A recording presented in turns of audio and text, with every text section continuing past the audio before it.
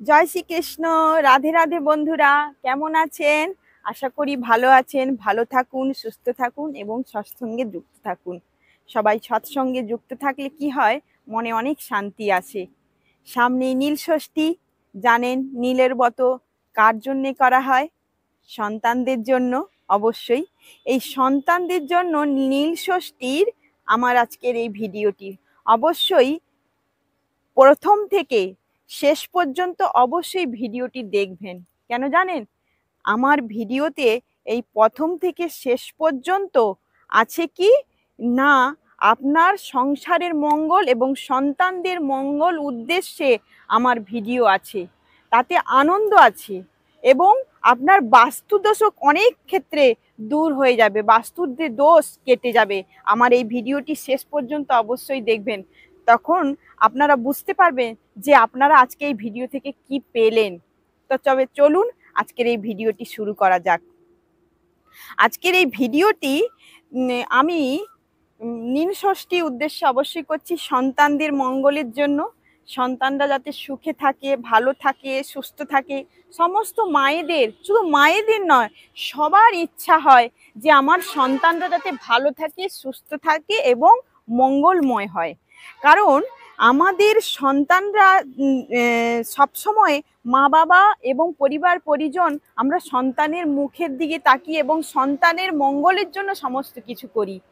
আপনারা এই যে নীল ষষ্ঠী করেন, নীল ষষ্ঠীতে অবশ্যই মহাদেবের ব্রত করেন, ব্রত পূজা করেন, দীপ জ্বালেন, গোটা ফল দিয়ে পুজো করেন, পঞ্চ অমৃত দান মানে মহাদেবকে দিয়ে তুষ্ট করেন, সব কিছুই করেন। কিন্তু আজকে আমার এই কথাতে আপনারা একটা সত্যি অদ্ভুত অনুভব বুঝতে পারবেন। আপনাকে কোথাও যেতে হবে না, আপনার বাড়ির মধ্যেই মহাদেবের স্থান আছে। যদি বলে কেন, আজকে আমার এই নবদা ভক্তি চ্যানেলে, দেবী রানীর নবদা ভক্তি চ্যানেলে, আমার নাম হচ্ছে দেবী এবং আমার সেই নাম দ্বারাই আমি আজ এই চ্যানেলটি অবশ্যই তৈরি করেছি। তো কোনোদিন বলিনি আমার নামটা, আজকে আপনাদেরকে বললাম, তো বলতে বলতে বেরিয়ে গেল।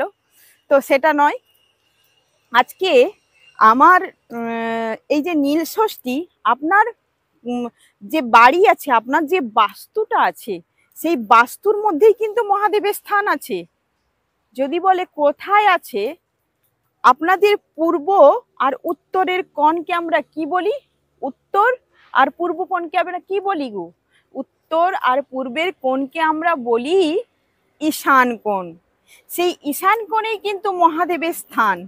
সেই মহাদেবের স্থানে আমরা যদি ওই দিনে সন্ধ্যাতে মহাদেবের সেইখানে পুজো করি, মহাদেবের ওই স্থানটাকে যদি আমরা পরিষ্কার করে আমরা উন্নত ওই জায়গায় টা আপনারা করবেন কি, তো সব থেকে কিছু উপায় আমি বলে দিচ্ছি। ওই স্থানটাকে আপনাদের বাড়ির যেখানে যেখানে যেই স্থানে মানে ঈশান কোণ আছে, আপনাদের বাস্তুতে যেখানে ঈশান কোণ আছে, ওই ঈশান কোণটাকে কি করবেন, ভালো করে পরিষ্কার করে গোবর জল দিয়ে প্রথমে পরিষ্কার ওই উঠোন মানে ওই ঈশান কোণটাকে পরিষ্কার করে নেবেন। তারপরে করবেন কি, গোলাপ জল দেবেন। 1 নম্বর কথা, গোলাপ জল দিয়ে, আতর জল দিয়ে এবং ওই স্থানটাকে আবার একটু পরিষ্কার করে নেবেন। পরিষ্কার করার পরে ওই স্থানে কি করবেন, মহাদেবের যে স্থান আছে ওই স্থানে ধুনো দিবেন। কিসের? চন্দন কাঠ দিয়ে, কর্পূর দিয়ে ধুনো অবশ্যই দেবেন। কারণ মহাদেব কিন্তু ধুনো খুব, মহাদেবের যে ধুনো সুগন্ধ, ধুনার সুগন্ধ খুব প্রিয়। তাই কর্পূর দিয়ে জ্বালাবেন এবং চন্দন দিয়ে ধুনো দিবেন ওই স্থানে। এবং ওই স্থানে ধুনো দিলে কি হয়, মহাদেব খুব তুষ্ট হন। এবং ওইখানেই আপনারা গোটা ফল, কি ফল দিবেন, যেহেতু মা ষষ্ঠী, মা ষষ্ঠীকে যেহেতু আমরা ষষ্ঠীর ব্রত করছি এইখানে, তাহলে মহাদেবকে কোথায় পেলাম? ষষ্ঠীকে, ষষ্ঠী হচ্ছে আমাদের মহাদেবের অর্ধাঙ্গিনী, যিনি অনেকে দুর্গা বলে, পার্বতী বলে, তিনি তার আরেক নাম হচ্ছে মাতা ষষ্ঠী। এবং মাতা ষষ্ঠীকে আমরা যেটা করি কি, যে মাতা ষষ্ঠীকে আমরা কোথায় পাই? বেলতলাতেও পাই। আপনার বাড়ির যদি বেলতলা থাকে, মানে বেল গাছ থাকে, নিম গাছ থাকে, সেই জায়গাটাও পরিষ্কার করুন। আপনার বাড়ির চারপাশে বা আপনার বাড়িতে কোথাও আশেপাশে লাগানো আছে, আপনারা কি করবেন, সেই জায়গাটাকেও পরিষ্কার করুন। এবং পরিষ্কার করার পরে ওই জায়গাটাকে কি করবেন, ওখানেও ধূপ ধুনো দিন, সুগন্ধ ধূপ। কোন ধূপ জ্বালবেন? কাঠি ধূপ নয়, কিন্তু কাঁচা ধূপ। যেটি স্ট্যান্ড কাঁচা ধূপ হয়, কাঠি থাকে না, ওই ধূপ জ্বালবেন। এবং যেরকম করে বললাম ওরূপ করে ধুনা দিবেন এবং ঘৃত প্রদীপ জ্বালবেন। আপনার সন্তানের মঙ্গল কামনার জন্য ওই স্থানে ঘৃত প্রদীপ জ্বালবেন।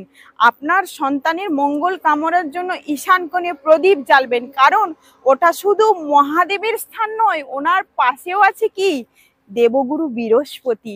আপনার সংসারের মঙ্গল হবে, আপনার সংসারে আয় উন্নতি বিস্তার হবে, আপনার সন্তানের পড়াশুনো ভালো হবে। কারণ আমরা জানি না আমাদের বাস্তুর মধ্যে সমস্ত কিছু দেবতারা লুকিয়ে থাকে। আমাদের বাস্তুর মধ্যে সমস্ত দেবতারাই কিন্তু বসে আছে, আমরা কিন্তু জানি না। এই যে নীল ষষ্ঠী, নীল ষষ্ঠী মানে কি? ষষ্ঠী আবার একটা বুঝতে হবে কি, ষষ্ঠী মাতা ষষ্ঠীর বাহনকে আপনার বাড়িতেই থাকে। হ্যাঁ বন্ধুরা, আপনার বাড়িতেই আছে বা পাশের বাড়িতে আছে কে না, বেড়াল। উনি হচ্ছে মা ষষ্ঠীর বাহন। কোনোদিন অন্নধন্য করবেন না, কোনোদিন মারবেন না। আপনাদের একটু খেতে দিন, সন্তুষ্ট করে ওরা খেয়ে তৃপ্ত হয়ে যাবে। যখনই কারোর পেটে খিদা থাকে না, তখন খিদার জ্বালায় চুরি করে খায়, কেউ লুটপাট করে খায়, সবাই এটা করে। ওদেরকে খেতে দিন। আর মহাদেবের ভক্তকে, মহাদেবের বাহনকে না, মহাকালের বাহন হচ্ছে কুকুর। রাস্তার কুকুর হোক, আপনার বাড়ির কুকুর হোক, ওই দিনে সেবা দিন। শুধু বাড়ির কুকুরকে না, ওই দিনে আপনারা বাইরের কুকুরকেও সেবা দিন, তাতে মহাদেব তুষ্ট হয়। তাতে আপনার বাড়ির অশুভ শক্তি কেটে যায়, অশুভ শক্তি নাশ হয়। তাহলে আপনারা আজকে আমার ভিডিও দেখে কি বুঝলেন? হ্যাঁ, আজকে আপনাদেরকে এত সুন্দরভাবে যে যে প্রকৃতি কত কিছু আছে, প্রকৃতির মধ্যে মহাদেব আছে এবং প্রকৃতির মধ্যে মা ষষ্ঠী আছে, সব কিছু আছে যা আমরা কোথাও খুঁজে পাই না। আমাদের বাস্তুর মধ্যে সব কিছু আছে, যা কিছু আমরা অনুভব করতে পারি না এবং সর্বক্ষণ আমরা বাইরে খুঁজে বেড়াই। কিন্তু বাইরে বন্ধুরা কোথাও নেই, আমাদের সমস্ত কিছু বাস্তুর মধ্যেই আছে। তো আমার ভিডিওটা যদি ভালো লাগে অবশ্যই একটি লাইক করবেন এবং কমেন্ট করে কিন্তু জানাবেন আমার এই প্রকৃতি কেমন লাগছে, গ্রাম্য পরিবেশ কেমন লাগছে, ভিডিওটি কেমন লাগছে। এবং শেয়ার করতে ভুলবেন না, কিন্তু আপনার বন্ধুদের শেয়ার করুন। এবং যারা সাবস্ক্রাইব করেননি অবশ্যই আমাকে সাবস্ক্রাইব করুন, আর আমাকে সাবস্ক্রাইব করে মোটিভেট করুন, যাতে আগামী দিনে আপনাদেরকে আরও এরকম সুন্দর সুন্দর প্রকৃতি দেখাতে পারি এবং সুন্দর সুন্দর ভিডিও আনতে পারি। জয় শ্রীকৃষ্ণ, রাধে রাধে।